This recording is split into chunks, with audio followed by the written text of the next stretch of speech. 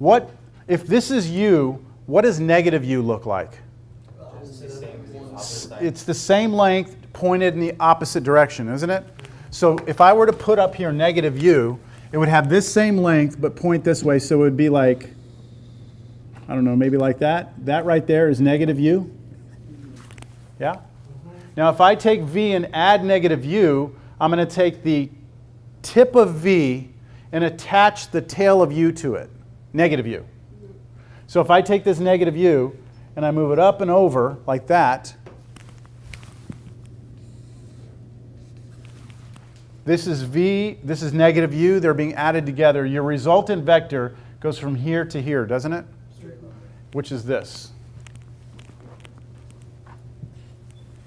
I just wanted you to see that visually, what's happening there. Yes? How did it go from V to up? Like it was going slant, but then you went straight up? It was going slant, then I went straight up. You're talking about your two angles like this, how you drew the straight line across it, which was the V plus W? Is that still- like this? Like this right there on your board? This right here, Now draw the straight line between them real quick in another color form. the straight line between the two. Oh, okay. You mean from here to here? Yeah. This right there, There you go. that is that vector. So how did it go? The red line from the second one you drew from the black one? Right here? Yeah. That's negative u, right? That's negative u? But vectors can get moved around. They can slide around wherever you want. So if I'm going to take v and subtract u, it's the same as taking v and adding negative u. So here's v. I take negative u and I attach the tail of negative u to the tip of v. So I move it up and over so that the tail of negative u attaches to the tip of v. That results in this blue vector, which is v minus u. So we can move around the vectors. Absolutely. Yep. You missed that. You were being handcuffed and stuff when, yes, that's the most important property of vectors, is that their position does not matter. All that matters is the direction they point can't change and the length of the vector can't change. But you can move it anywhere in two-dimensional space and it's equivalent to what it, equivalent to itself. Position is irrelevant. Okay, I think that maybe parts B and C are pretty straightforward, so let's do D. I kind of wanted to see what the mold looks like. Well, we're going to do that here, right? We're going to do it in here anyway. So for part D, we're going to find V minus 2U. Okay, so this is going to be V, which is the vector 2, 3, minus 2 times the vector negative 1, negative 4. So see how I wrote that? V minus 2U. And this right here, 2 times that vector is a scalar multiplication. So the 2 is going to pass through, okay, like a distributive property. Now, do you want to, what's that? Exactly, okay, that's what I was going to ask. Do we want to pass a negative 2 through, or do we want to cover up the negative and pass a positive 2 through? It's up to you. If you pass a negative 2 through, though, you're going to have to leave a plus sign here. All right? If you leave the negative here and pass a 2 through, then you're going to have to subtract on the next step. So it's all going to come out the same. It's your choice. What would y'all like me to do? Keep the negative. Keep the negative there and just pass a 2 through? Okay, I'll do that. So this is going to be 2, 3, negative or minus, and then what? Negative 2, negative 8. So I ignored that negative. I passed a positive 2 through. And now when I subtract, I do component by component.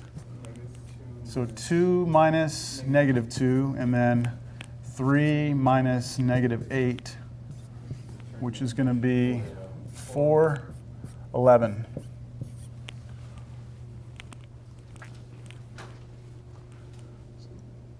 Let me see if I can't draw this one. Okay, I'll try and draw this one a little better. Where's V? V is 1, 2, 1, 2, 3. That's V. Where's U? U is negative 1, negative 4. If we kept the negative, wouldn't that 4 have been positive. Where? We brought it down right there. What's that? Right there. Shouldn't we use a positive 2 to multiply? Never mind. Yeah, the double negative is going to make it plus. All right, look, u is -1, -4.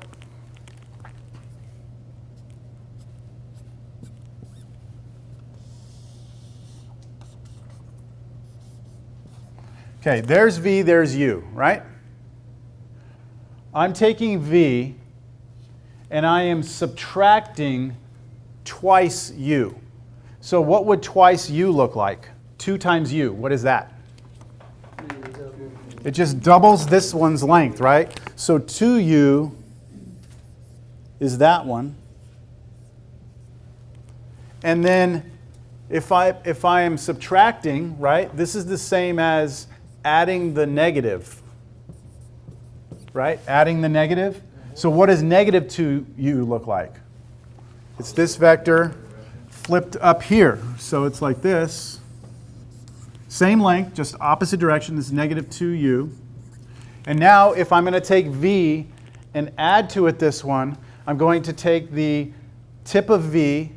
I'm going to take -2u. I'm going to take the tail of this one and attach it to the tip of this one. So I'm going to move it up, over, and it'll be parallel, something like that. This is v minus 2u.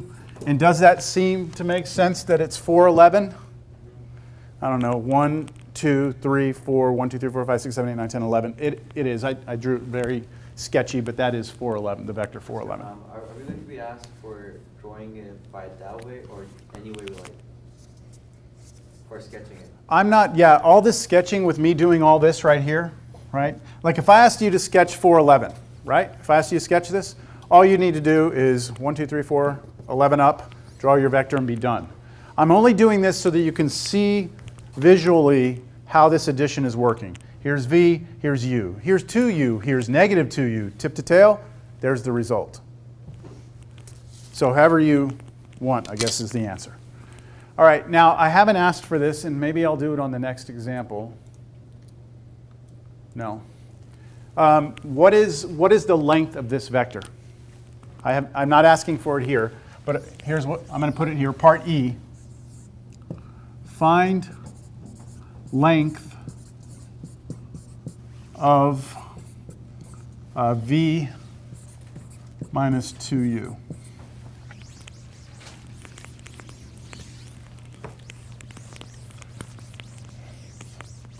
That formula of v1 plus v1 squared plus Square root, yes, that's the formula we're going to use, the one that I had on the board just before this. So we just found that this vector was what? 411. So part E is really asking for the length of the vector 411, right? So that's how I would write it down. I want the length of that vector. It's absolute value bars is what that is. This, by definition, is the square root of the sum of each of the components squared. So 4 squared, 11 squared. This is square root of 16 plus 121, which is square root of 137. And that's the exact length. You could type that into your calculator and get a decimal, but it's not necessary. That's the exact length. Okay?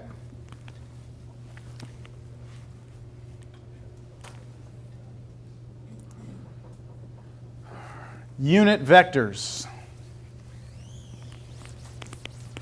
Any vector that has a length of 1 is called a unit vector. Any vector that has a length of 1 is called a unit vector.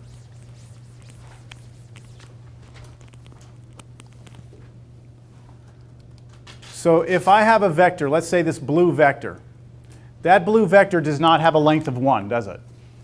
But there is a vector that points in the same direction that does have a length of 1, right? And that will work for any vector that I pull, any vector I pick. I should always be able to find a vector that points in the same direction that has a length of 1. How about if the blue vector is not bigger than 1, though? What if it's smaller? Length, what if its length is smaller than 1? Well, it doesn't matter. It still has a direction, doesn't it? I should be able to find a vector that points in the same direction that has a length of 1. The only vector this doesn't work for is the 0 vector, because the 0 vector doesn't have a direction. Yes, sir. If we take 1, 2, 1 as a vector, like v1 is 1 and v2 is 1, 2. Like that vector right there? Like 1, 1? Like out 1, up 1? Yeah. Okay? And if we use the formula for the length formula, that is v squared plus v2 squared, that will be 1 squared plus 1 squared, that would be 2. And if you square Root 2. 2, we're not going to get 1, we're going to get some 1 point something. Yes. So would that still justify that? This is not a unit vector, though. The blue vector, you told me come out 1, go up 1, right? That's not a unit vector because its length isn't 1. Each of the components was 1, but the length itself overall wasn't 1. But you're actually stumbling onto how we figure that out, though. Like, if you have the vector 1, 1, let's say somebody gives you the vector 1, 1, and I ask you to find me a vector that points in the same direction but has a length of 1, how would we do that, right? How would we do that? Well, let me draw the unit circle on here, just so you can see it. We'll use the back. The unit circle is right here. Wouldn't that vector right there, the red one, have to include that point? Wouldn't that be the terminal, the end point of that vector? The tip of that vector? What are the coordinates of that point? Root 2 over 2. Root 2 over 2, root 2 over 2. Right? Because it's 45 degrees or pi over 4. So if you're on the unit circle, the x and y coordinates there are root 2 over 2, root 2 over 2. So if you look at the vector, I'll do it in red here, the vector root 2 over 2, root 2 over 2 would actually point in the same direction as this one, but this one would be a unit vector. Its length would be 1. Do you believe that the length of this is 1? Yes. How could we check it? Take its length. Just take its length real quick. What's the length of the vector root 2 over 2, root 2 over 2? This is the square root of each of the components squared. So what happens when you square that? 2 fourths. And what happens when you square that? 2 fourths. This is a half and a half. 1 half plus a half is 1. Square root of 1 is 1, right? So that would work. But that was with the vector 1, 1. That's too easy because we knew that that was 45 degrees, right? And so we knew what the values were. There's another way we can do it. Given any vector in 2 or 3-dimensional space, it doesn't matter, we can always find, and I should have put here any non-zero vector, non-zero. Any non-zero vector. Given any non-zero vector in 1 or 2 or 3-dimensional space, we can find a unit vector that's pointed in the same direction as you by computing the following. And this is probably the one that you should look at right here. What you're going to do is you're going to take the vector that you're given and you're going to scale it.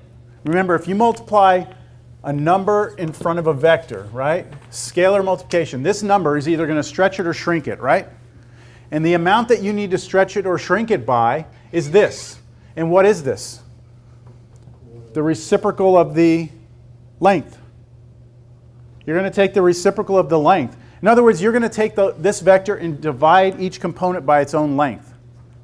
And if you do that, you will get a unit vector, guaranteed every time. So let's do an example of this.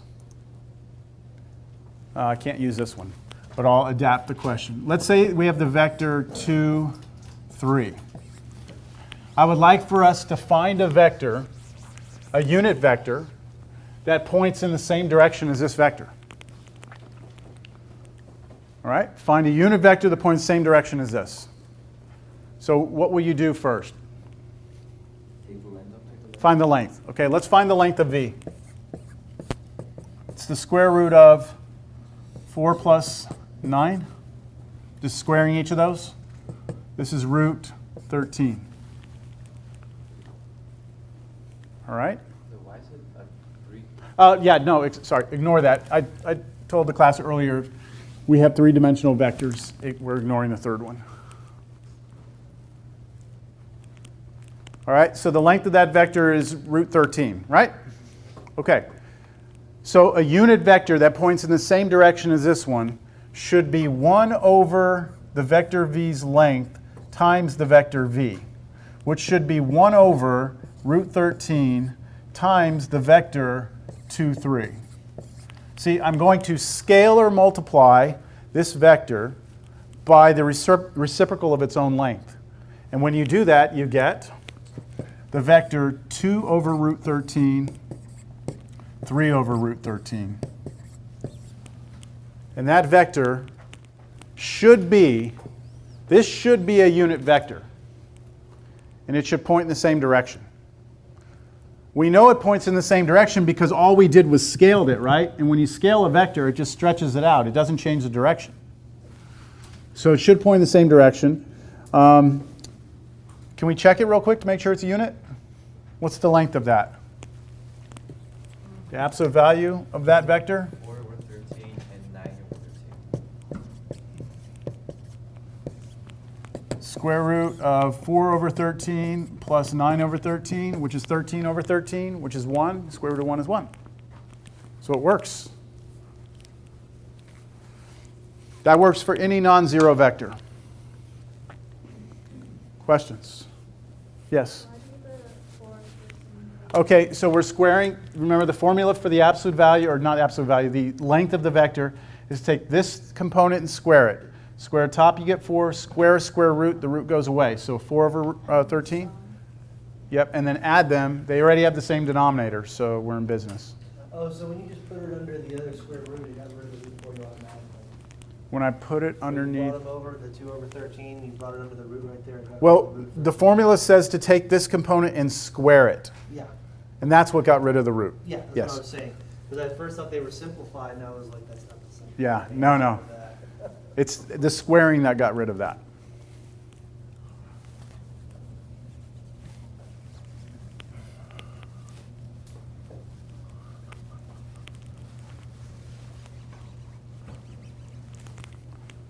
So the question you were just asking about the vector 1, 1, let's just show real quick that this would work for 1, 1. We should get root 2 over 2, root 2 over 2, right?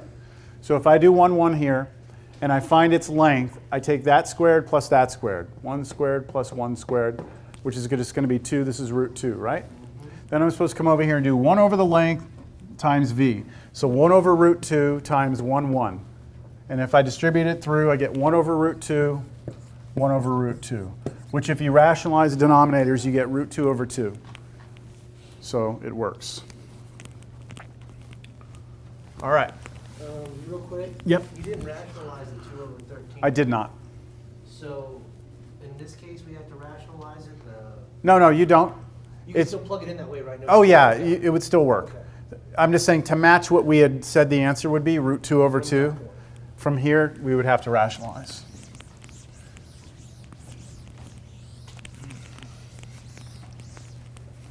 Yeah, it's taking longer than I thought it was going to take. But it's good. I think we're getting somewhere here. All right. In two-dimensional space, there are two extremely important vectors. So important, in fact, they have special symbols for them. These vectors are called the standard basis vectors in two-dimensional space. And they are I hat, that little caret symbol is like a hat, like a person wears a hat. I hat and J hat. I hat is defined, I hat is a vector, it's defined to be the vector 1, 0. And then J hat is defined to be the vector 0, 1. Now, these aren't, they're special vectors, don't get me wrong. They are special, but they are just vectors. And I'd like to show them to you. We graph them. I hat is that vector. It just go out to the right one, right? That's it. And then J hat goes up 1. those two vectors, even though they're very simple little vectors, they are extremely valuable to us in two-dimensional space. And here's why they're so important. If I take any vector, u, any vector, then I can create this vector u by somehow combining I hat and j hat together. So in this case, what I would need to do to create this vector u is I'd have to take I hat, I'd have to scale it first, multiply it by a number to stretch it out, right? Then I would have to take j hat and multiply it by a number to stretch it out. So now I've got this stretched out I, and I've got this stretched out j. And if I add that stretched out I to that stretched out j, I do tail to tip, don't I? So I could move this one just straight up, and it would take me out to the end of this, right? And that will work for any vector. No matter what, I can always get to the tip of this one by somehow scaling I. In this case, I'd have to multiply it by a negative number, stretch it out, then take j hat, stretch it out, add tail to tip, and I would be here, wouldn't I? Any vector in two-dimensional space is somehow a combination of these two vectors added together. And I believe I say that here. No? Do I say it? I think I say it here. Yeah, I said it previously. Here we go. The reason they are so important is this. Number one, they're unit vectors. I hat and j hat are both unit vectors. They have a length of 1. And that makes things nice. When you work with vectors with lengths of 1, it makes life good. All right? And then every vector in two-dimensional space can be written as a linear combination of these two. That just means that if I scale I a little bit and scale j a little bit and add them together, I can somehow create u. I can create any vector that way. I don't know, there might be some of you in here that are going to take more classes and perhaps have to take linear algebra. Anybody here going to take linear algebra? Okay. In linear algebra, I hat and j hat are actually called, or what we call an orthonormal basis, which means that not only are they unit vectors, they are orthogonal to each other. So they hit each other at 90 degrees. So we call it an ortho. That means orthogonal means 90 degrees. Normal meaning unit vector. Basis meaning that you can create the entire space with those two vectors. So you'll hear that in linear algebra, orthonormal basis. All right. Okay, so let's take this vector right here. That's a vector v. And I'd like to write it. Oh, I need to change v. Oops, that's three-dimensional. So v, let's make our v the vector 2, 3. And I'd like for us to write this as a linear combination of standard basis vectors. So I want to write this in terms of I and j instead. So I'm going to write some stuff down. You just tell me if you agree with this. Do you agree that that's the same thing? Yes? Because if I add those two vectors together, I get back up to 2, 3, don't I? Yeah. Okay. Now, can I write this? 2, 1, 0 times 1, 0 plus 3 times 0, 1. Yes. So it's like I'm factoring a 2 out of here, right? And I'm factoring a 3 out of here. And now do you see this? 1, 0 and 0, 1. You see that that's I hat and j hat? So this can be rewritten as 2i plus 3j. I'll say I and j instead of I hat, j hat. This is our answer. In a lot of the physical science courses that use vectors, they prefer the I hat, j hat notation over this vector notation. I do not care for the I hat, j hat notation. In my calculus classes, we use almost exclusively this vector notation.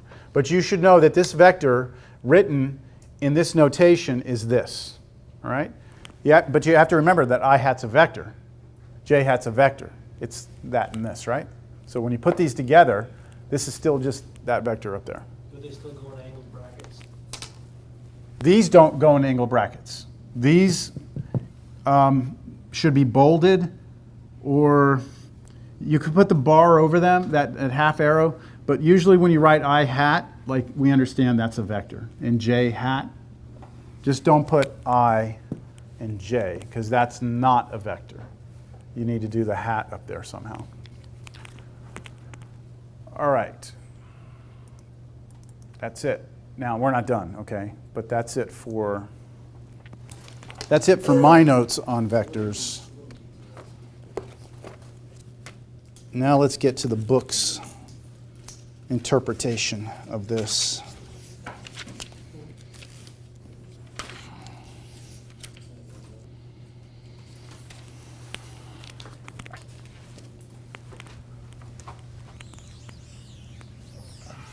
How are we doing on time, man? 10 minutes? Finding components given length and angle. On a separate page? Hmm? On a separate piece of paper? No. This is still part of the notes. Yeah. Finding components given length and angle. So let's say that V, the vector V, has a length of 30 and forms an angle of 23 degrees with the x-axis. Find components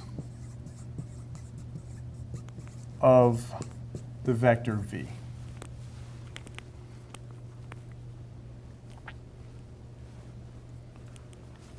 So what am I really asking for here?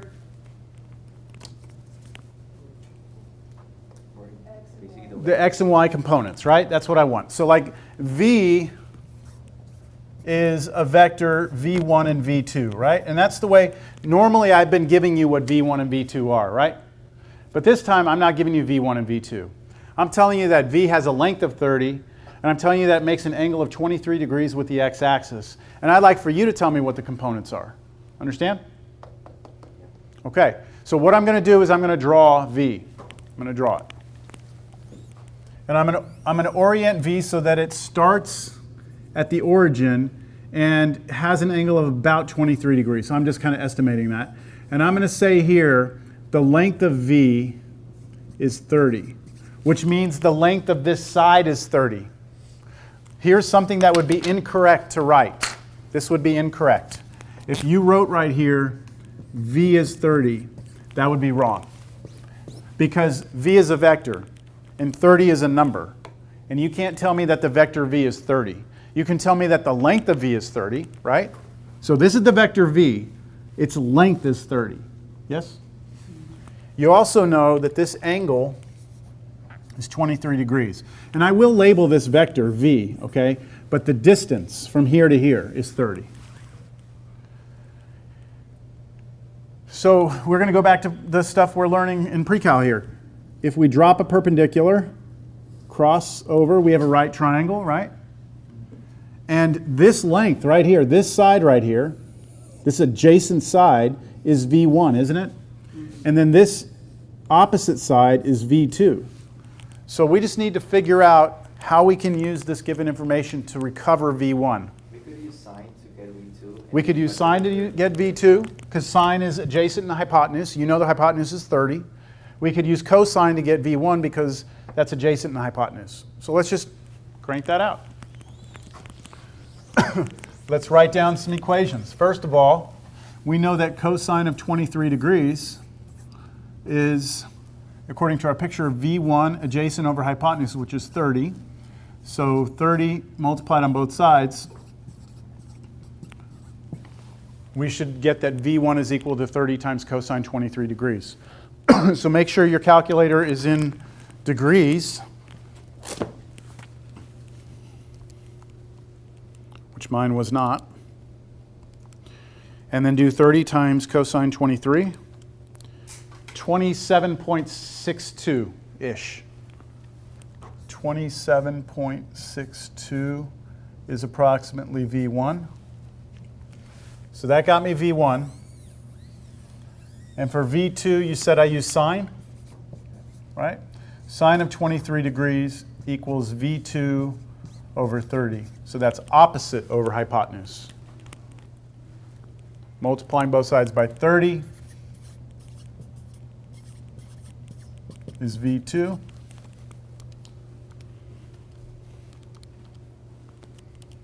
$11.72.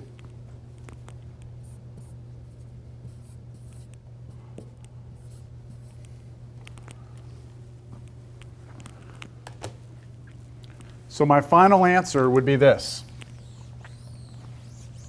The vector V is equal to angle bracket 27.62 comma 11.72. I have found the components of V, haven't I?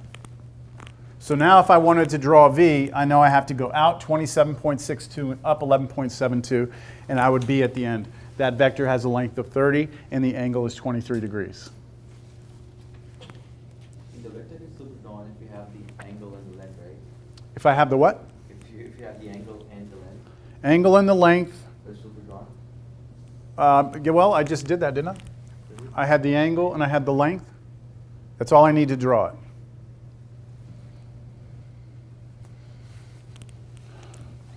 All right.